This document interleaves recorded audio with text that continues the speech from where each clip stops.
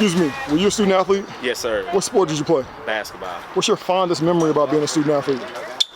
Just the camaraderie, being around the boys, building a bond. You know, it lasts a lifetime if you lock in with the people and have a good time. What's something you don't miss about being a student athlete?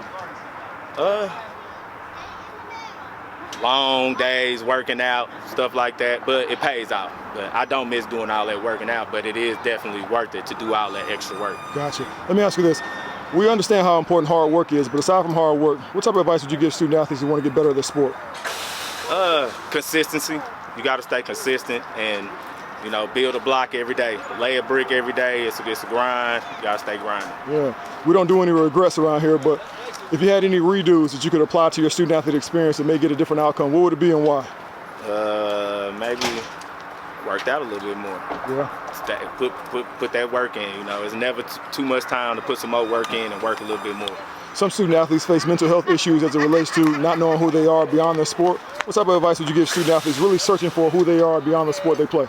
Man, you gotta search deep within, find yourself. It's all about finding yourself and figure out what you really want in life.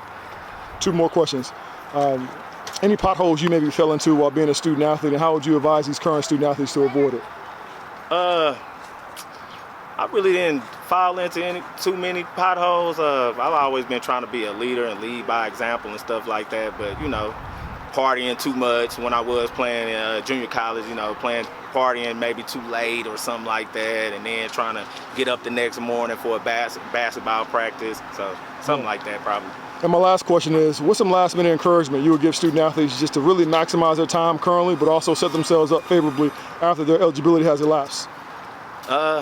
Just know it's a marathon, and everything that you're doing right now definitely translate into the real world and getting a job and being on time, being present, all that type of stuff like that translates. Thank you. Appreciate it.